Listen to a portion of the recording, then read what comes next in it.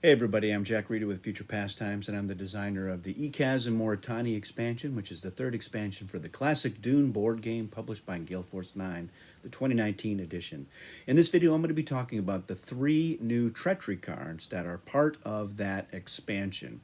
Now, the base game has 33 Treachery cards in it, and our first expansion, the Ixians and Tleilaxu expansion, introduces 14 more cards to the Treachery deck, bringing it up to 47. And I thought it would be good to have a nice round number, so I designed three more cards to bring it up to 50. Of course, that does not count the 10 Treachery cards that are in Chom and Riches, that are the Riches special Treachery cards, which they sell over the course of the game. But those do not start in the Treachery deck, although they will be in the discard pile, and if it's reshuffled, they do enter the deck. Nevertheless, I think 50 is a good number to have in there. Now, I've mentioned in other videos that we wanted to try to maintain that same ratio that the base game Treachery card deck has in terms of weapons and defenses versus other cards, the specials and the worthless cards. And with the cards from the first expansion, we did a pretty good job on there. Now, these three new cards that are in expansion 3, they are all specials, the green special cards. They're not weapons or defenses. They're not worthless cards.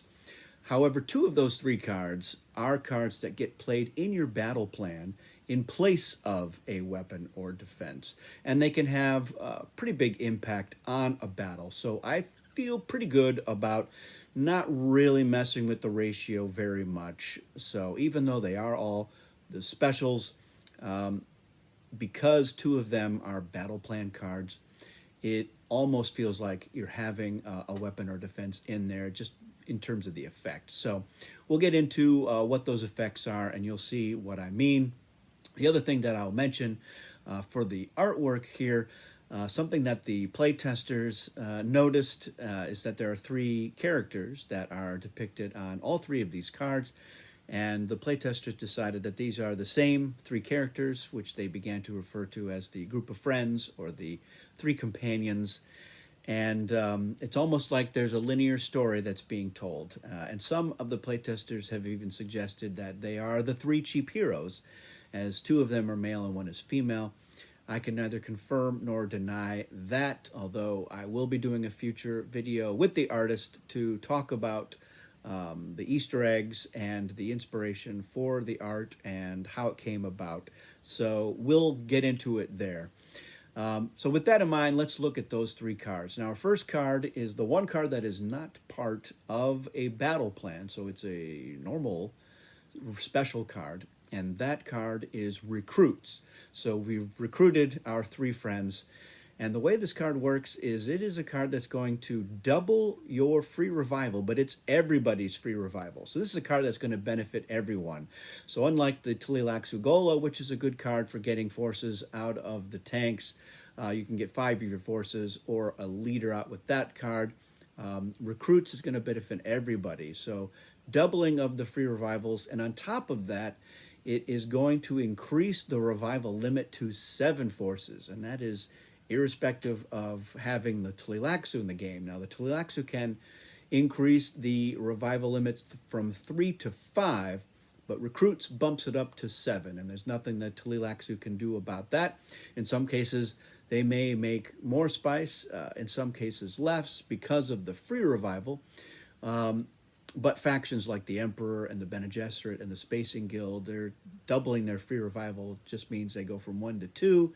So the Emperor in particular, who can usually afford a lot of revivals, same thing with the Guild, they'll get the 2 out, but they may be more inclined to pay for 5 more forces, especially if they have a lot in the tanks and have the money for it. So it's not all bad news for the Tleilaxu, and with everybody getting free revival, they will all probably take it, which you don't always have to do.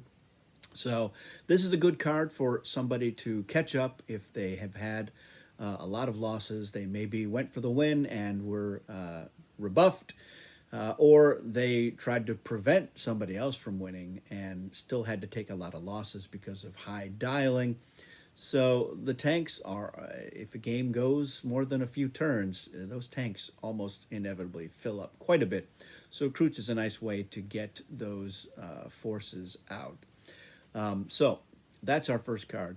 The journey for the three companions continues now to our next card, which is a card that you are going to be playing in your battle plan, and that card is Reinforcements. So they've been recruited, and now they are helping out with the war efforts at large. And the way that Reinforcements work is this is a card that we kind of borrowed from Dune Conquest. It was an original card for Dune Conquest, and in that game, it just adds 3 to your battle total. But it is placed in your battle plan instead of a weapon or a defense. It's up to you. It can go on either side of the slots for Dune Conquest. Classic Dune doesn't really have slots, but you can only have 2 of those cards in there. One can be a weapon, one can be defense, or instead of one of those, you can play it. So if you're playing Reinforcements, you're either not going to be attempting to kill the opposing leader, or you're not going to be able to protect your own leader. But having that +2 can be a critical way to win. Now, unlike the one in Dune Conquest, you also have to send 3 of your forces from the reserves to the tanks. Are they the 3 friends? That's up to you to decide. But you can't play that card unless you have at least 3 reserves in order to send to the tanks. So again, you're getting that surprise +2, which I like because playing Dune for as long as I've been playing, it can get to the point where you look at the board state, you know how many forces you need to send down and what you need to be able to dial, plus the leader strengths, and it can become a bit of a foregone conclusion. We've added a couple of surprises that mess with this, and this is another one of those things. So players may not be expecting that extra 2. At some point, as players get used to it, they will start to account for the possibility of reinforcements, but I'm okay with that. Somebody having to dial 2 more than they really want to on the outside chance that you might have reinforcements in your battle plan, and then when it's not there, saying to themselves, ugh, what have I done? I've sacrificed so many of my forces, +3 from my reserves, in order to account for a potential 2-point higher battle total. So I like that. It's a little surprise. It's very Dune-esque, in my opinion, because you cannot count on everything going your way, even when you have like the voice or prescience. And speaking of prescience, if Atreides asks to see a weapon and you're playing reinforcements in lieu of a weapon, they do not get to see reinforcements. You just say, no weapon, because it's not a weapon. And they don't look at the slot. That is different from Dune Conquest, where the Atreides advantage there is what is in that slot, what is in the weapon slot, what is in the defense slot. So a bit of a nuance, but that is an important consideration. The sheet in Classic Dune for Atreides specifies, I want to see the weapon or I want to see the defense. And if you've got reinforcements in the battle plan, then they're not going to get to see that. It's just no weapon or no defense, as the case may be. And furthermore, again, with prescience, it's what's going to be in the battle plan, not what is in it. So you're not locked into that. If Atreides says, I want to see what weapon you're going to be playing, you can decide as the opponent to say, all right, I was going to potentially play a poison weapon, but since they've asked to see the weapon, I'm going to play no weapon, or I'm going to say no weapon. And of course, you are playing no weapon. And I will have a defense in there. And maybe they won't play a defense thinking that no weapon is coming. Not that that will have anything on there, but maybe they're not expecting that +2. So that is reinforcements, which brings us to our last card. And the last card, again, is another card that goes into your battle plan, and that card is called Harass and Withdraw. Now, a little bit of history on that card. It was originally, the battle system for Dune was originally developed by Future Pastimes back in the 70s as for a Roman-themed game called Tribute.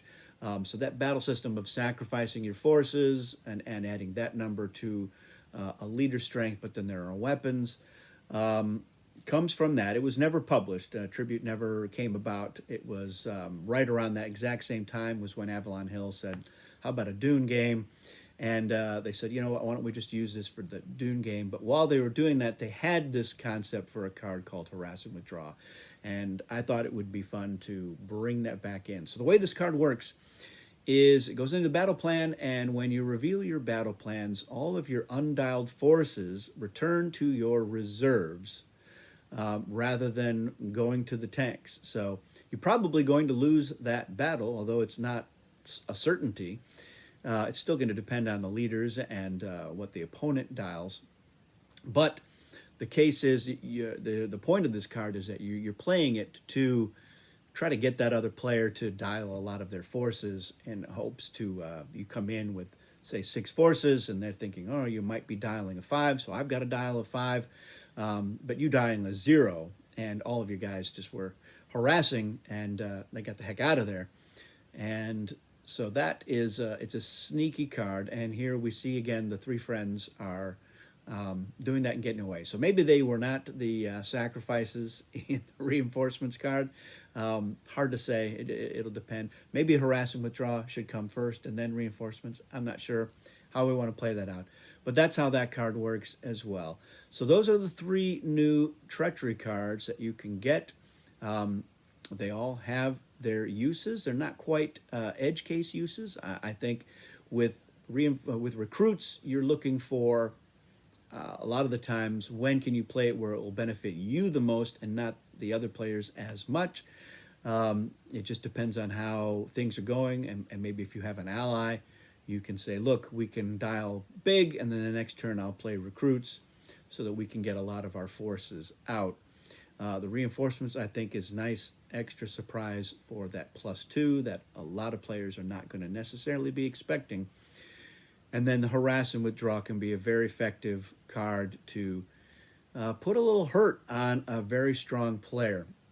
Because again, if you can come in there with a lot of forces and force them to dial really high, and they're going to be playing some of their other cards, so it's a good way to get information about what's in their hand without having to lose any of those forces. They're going to return to the reserve, so you have paid Spice to get them into play, and will have to do so again, although the Fremen, it might be a great card for them.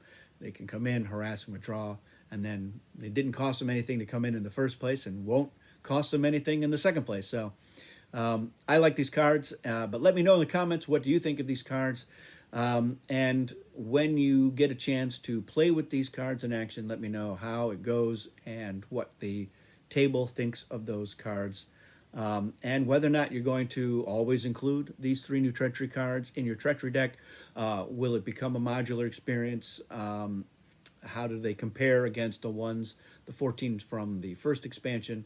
I'm going to be including all of them. I'm going to have a 50-card deck all the time when I play Dune. But that's me. I'm a little bit biased, but I really like that experience, and I like how it shakes up what can become a little bit of a predictable thing, especially if you're playing with really experienced players as often as I do.